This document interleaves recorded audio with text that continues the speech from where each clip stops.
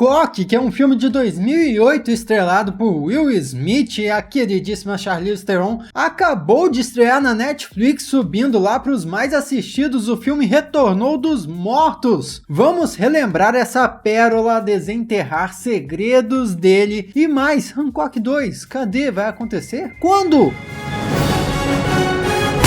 Olá, como vai? Tudo bem? Eu sou o Miguel Loquia, seja muito bem-vindo a esse canal Hancocoso. Não tinha outra palavra para falar? Fala aí nos comentários o que esse canal seria hoje. Fazia muito tempo que eu não assistia Hancock, ver ele aparecendo na Netflix agora foi um alívio, porque era uma ótima oportunidade para fazermos mais um Sessão Loquia aqui. Esses vídeos onde reassistimos e reanalisamos filmes antigos, redescobrindo vários detalhes sobre eles. Já fizemos sobre os filmes do Homem-Aranha, sobre um filme do Hulk, sobre Vingadores 1, sobre vários aí. Hancock estreou em 2008, numa época que o cinema de super-herói estava bem diferente de hoje em dia. O primeiro filme do Homem de Ferro tinha estreado só 2 meses antes de Hancock aparecer nos cinemas. Era o início ali do universo cinematográfico da Marvel, porém Hancock, apesar de todo o potencial que tinha para virar um universo próprio, para virar uma franquia de filmes, acabou ali mesmo, só teve um filme. Esse cabelo de quarentena tá pesado. Mesmo com Hancock sendo um baita sucesso de bilheteria. Por que o segundo filme não aconteceu ainda? Vamos falar disso aqui também. Olha que coisa interessante, o filme foi escrito lá em 1996 e demorou mais de 10 anos para ele ser produzido, exatamente 12 anos para ele estrear. A Warner, que hoje faz os filmes da DC, teve a oportunidade de produzi-lo, mas não quis, e quem acabou pegando o projeto foi a Columbia Pictures, que é da Sony Pictures, hoje detentora dos direitos de adaptação cinematográfica do Homem-Aranha e do seu universo relacionado dentro do escopo da Marvel. A real é que a primeira versão da história seria muito diferente do que a gente acabou vendo, e nós vamos nos aprofundar nisso ainda mais pra frente. Só que, originalmente, Hancock não se chamaria Hancock. O título da produção seria Hoje à Noite Ele Vem, que meio que não tem nada a ver, eu não entendi bem, é melhor Hancock mesmo.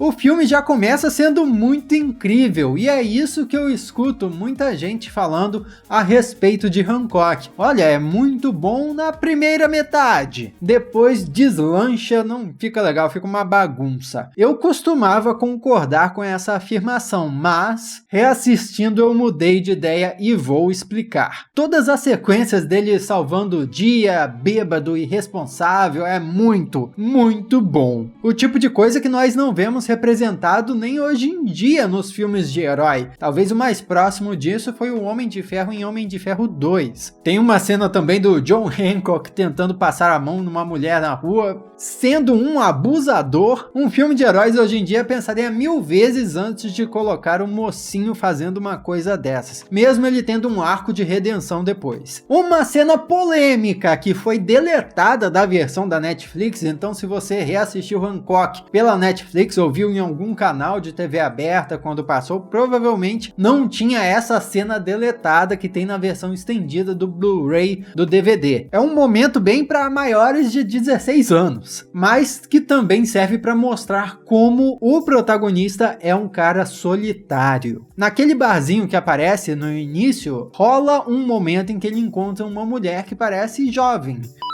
E papo vai, papo vem, ele leva a moça pro seu trailer pra fazer um negocinho, entendeu? A parada fica selvagem mesmo, o trailer fica sacudindo, porque eles estão fazendo você sabe o que. Isso mesmo, fazendo polichinelo lá, exercícios, tava pensando o quê? Mas enfim, ele acaba finalizando, jogando ela pro lado, e a sua finalização faz buracos no teto. Não vou explicar muito mais o que aconteceu, quem entendeu, entendeu. Mas depois disso, daquela experiência, ela vai embora, dá um jeito de fugir e deixa ele pra trás sozinho. E a outra coisa que filmes de herói geralmente não mostram, eles não mostram os personagens tendo relações assim íntimas. E olha o que eu descobri, essa cena deletada, ela tem tudo a ver com o roteiro original da história, que seria muito mais sombrio. Além dos planos para o Hancock originalmente retratarem ele como um cara bêbado, sem vida social e irresponsável, ele também seria frustrado por não conseguir se relacionar intimamente com mulheres sem matar elas. Olha só que pesado. Com tudo que o Hancock já faz, era para ele também ser um assassino de mulheres. Sim, era sem querer, mas ainda assim ele matava mulheres quando tinha relações com elas. Essa tal cena deletada aí foi o mais próximo desse roteiro original que sobrou. Um dos pontos altos de Hancock para mim é como a gente sente o peso de ter um ser super poderoso no mundo real, né? Ele pousa e destrói o asfalto. Ele voa de um jeito um pouco perdido, desgovernado, quebra um monte de coisa. Então, por esse lado é bem realístico, mas é conflitante porque de outro tem sérios problemas de física no meio disso tudo. Tipo, ele pega um menino que tá caindo lá da estratosfera, sei lá, pega o garoto sem nenhum esforço e o menino tá bem, tá vivo, tranquilo. Pegar o garoto daquele jeito, sem nenhuma absorção de impacto, iria partir ele no meio. Seria tão pesado, tão ruim, quanto se o garoto tivesse caído direto no asfalto daquela altura. Mesma coisa quando o Hancock vai jogar uma baleia para longe. O corpo da baleia nunca aguentaria uma força daquelas. Ele iria arrancar a cauda da baleia e pronto. Não é tão realístico assim. Assim, eu sei, isso não estraga o filme de maneira nenhuma, é filme de super-herói, eu sei, diversão e tal, a gente só tá conversando aqui sobre o filme, calma. É um filme de super-herói, fantasia, mas vale a reflexão. O que faz Hancock ser algo tão legal é pegar um ser totalmente fantasioso e colocar em um contexto realístico, não é? Um contexto real, com circunstâncias reais, não é? E nós conhecemos o Ray, o real herói do filme, vendendo uma ideia impensável para uma empresa num mundo totalmente capitalista, o que já mostra ali a inocência, a boa vontade dele, o esforço que ele coloca nos seus projetos, e eventualmente o cara é salvo pelo próprio Hancock, e aí começa a relação dos dois, porque o Ray vê no Hancock a oportunidade de fazer algo de bom, e toda essa relação dos dois é incrível. Todo o lance dele assistir o Hancock a agir melhor, a se entregar para a polícia, virar um super-herói de verdade. Tudo aquilo é inspirador. A sequência dele sendo um super-herói pela primeira vez de uniforme é muito engraçada, ele todo sem jeito, falando que os policiais fizeram um bom trabalho. É muito bom, não é à toa que esse filme é vendido como ação e comédia, porque ele tem muito esse alívio cômico. Mas olha só, se a gente for pensar com a cabeça de hoje, quase todos os filmes da Marvel, por exemplo, até o último filme da Liga da Justiça, poderia ser classificado nessa categoria aí de ação e comédia. Que todos os filmes da Marvel têm esse teor, essa piadinha, tiradinha. Daria até pra dizer com a cabeça de hoje que Hancock segue a fórmula Marvel, né? Entre muitas aspas. Tem uma coisa que eu reparei que é muito evidente, que é impossível não comentar, que é o medo do Hancock parecer, entre muitas aspas aqui, tá, gente? Hancock com medo de parecer viadinho.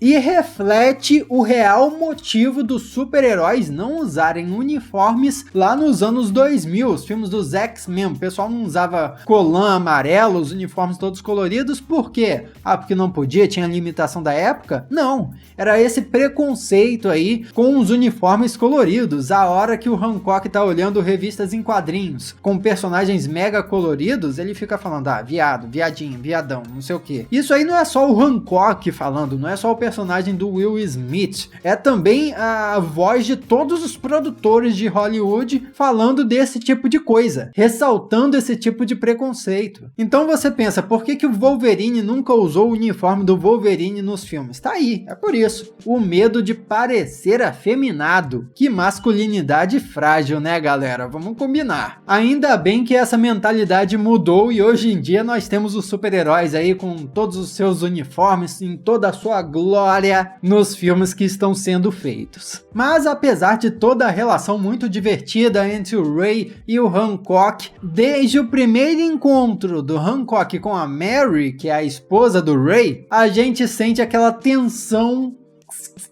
sensual. Os dois até se pegam em determinado momento. Eu me lembro de, há muito tempo atrás, o mais jovem Miguel Loquia assistindo essa cena e se sentindo muito constrangido. Afinal de contas, o nosso herói estava ali pegando a esposa do amigo dele. Uma talaricagem bem sem vergonha. Daí rola toda a trama que os dois são super seres que se atraem e perdem os poderes quando estão juntos. E por isso, o Miguel Loquia do passado olhava meio torto para Hancock. É uma baita história de herói que vira treta de ex-namorado. Ou ex-marido, como a produção tá dizendo aqui.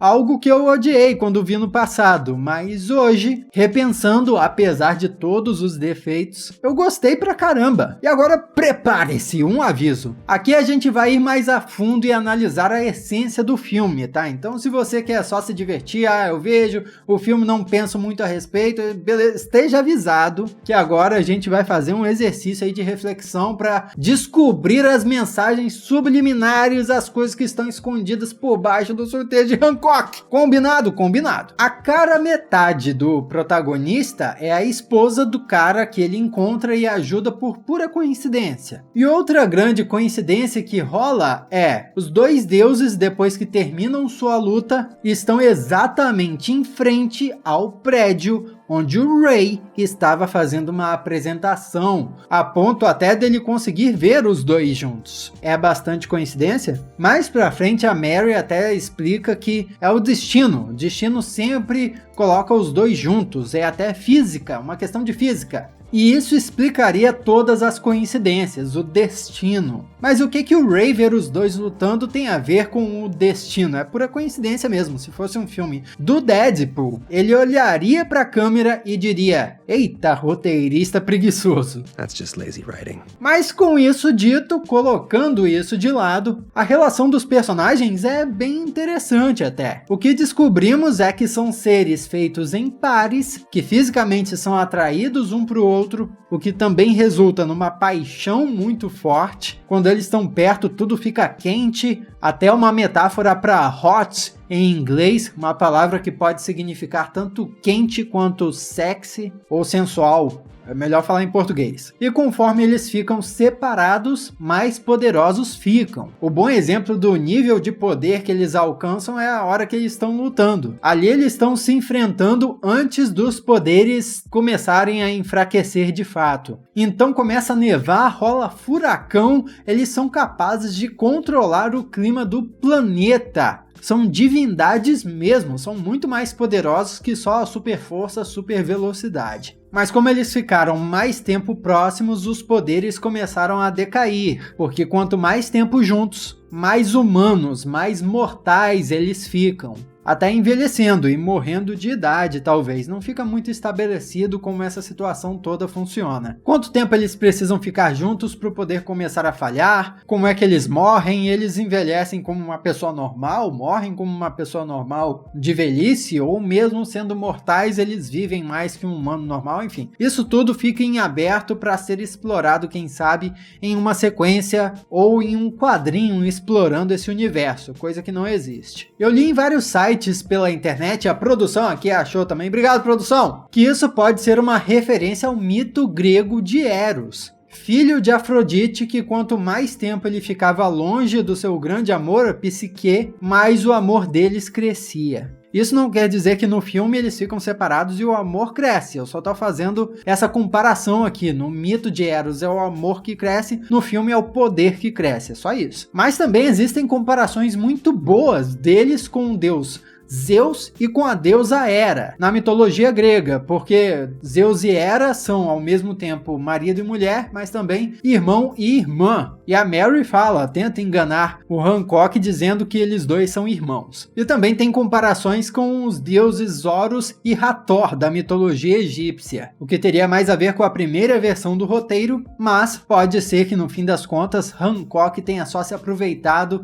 dessas várias comparações com mitologia sem se limitar a uma representação específica. Olha, ele é esse deus, ela é essa deusa, não. Eles são seres novos, originais, mas o roteiro teve inspiração nesses mitos todos. E isso só te faz admirar mais, gostar mais dessa produção. É uma baita história de ação, comédia e romance também, porque no fim das contas, os dois resistem à sua natureza por chegarem à conclusão de que só coisas ruins viriam da união deles. Como a própria Mary disse, todos os outros da espécie do tipo dos dois morreram porque se uniram. Eles se uniram e morreram. Eles precisam resistir à tentação basicamente para continuar existindo. Olha que bonito. Só coitado do Ray nessa situação. Tá ali com o filho no meio da treta romântica, sendo amigo do cara que é o grande amor da sua esposa, afinzão de pegar ela e só resiste porque é melhor não. E os dois já se pegaram, inclusive. Mas vamos ser positivos aqui, né? O Ray, coitado nada, ele tá com a Charlize Theron, né? Então...